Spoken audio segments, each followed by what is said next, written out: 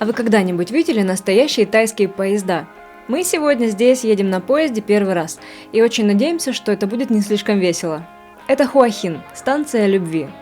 Мы покидаем этот славный город и едем в Бангкок, а оттуда уже поедем во Вьетнам.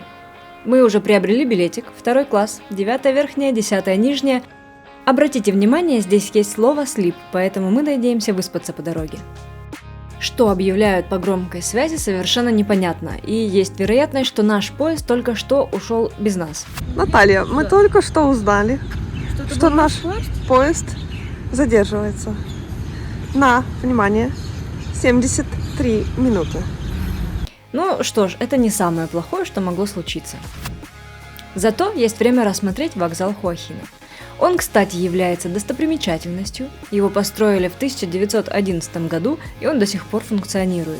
Это единственный вокзал, на территории которого сохранились деревянные постройки вековой давности. На строительство вокзала ушло огромное количество тикового дерева, это весьма дорогостоящий материал.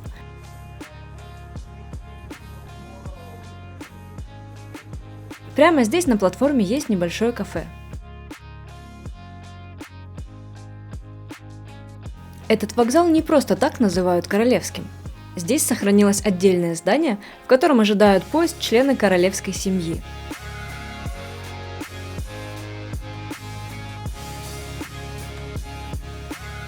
Через дорогу от вокзала находится небольшой сквер. В нем установили 2 железнодорожных вагона, которые теперь используются как музей. Можно заглянуть, посмотреть, как раньше выглядели вагоны внутри. Еще на вокзале вас встречают вот такие веселые персонажи. Если вдруг вы знаете, кто это, напишите, пожалуйста, в комментариях. Сервис здесь просто восторг.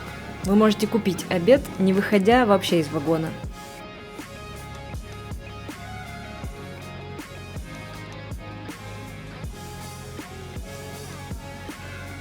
Кажется, это наконец-то наш поезд.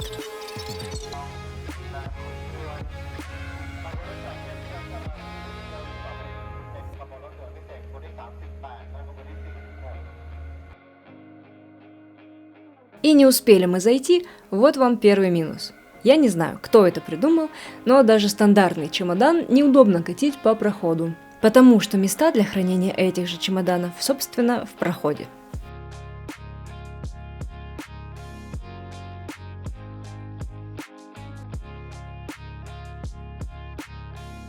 Кресла должны раскладываться, верхняя полка почему-то закрыта.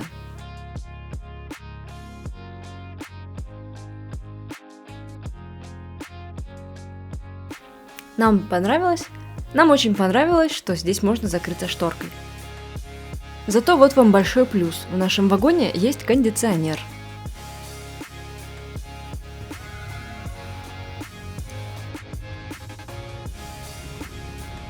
Нашу верхнюю полку почему-то до сих пор не открыли, даже с 3-й просьбы. И вообще проводница предпочитает нас просто игнорировать.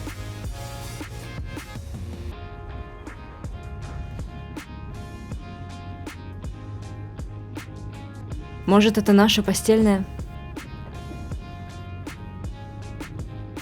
Под рукой есть стоп-сигнал. Штраф, кстати, за шутки с ним 500 батов. Тема верхней полки осталась нераскрытой. Раз к нам никто не идет, логично предположить, что мы сами можем ее открыть. Но не вышло. Нижнее кресло мы разложили тоже не с первого раза.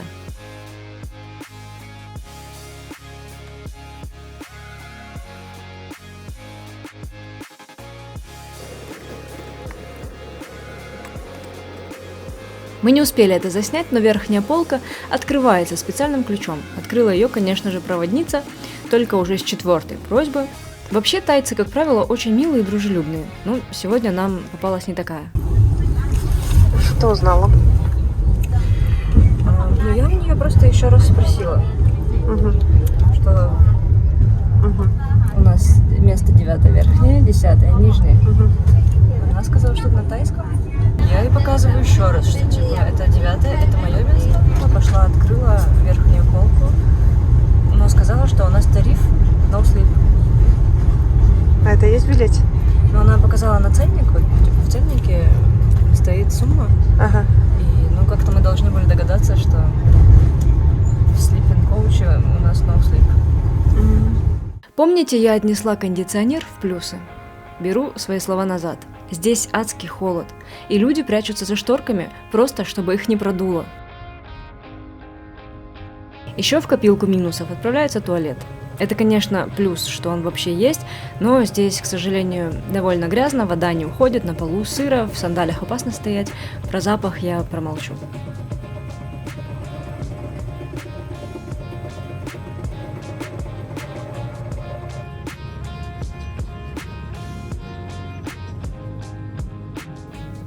В вагоне, серьезно, дикий холод. Мы вот на это вообще не рассчитывали. Пришлось ноги летней одеждой заматывать и ждать, когда все это закончится.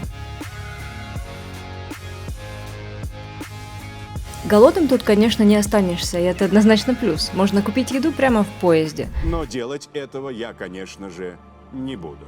Ну, в общем, мы еле дотерпели в этом холодильнике до Бангкока. Ехали мы около 4 часов.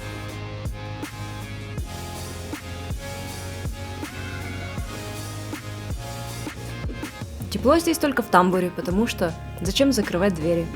Так что если вы едете с детьми, имейте в виду, безопасность так себе.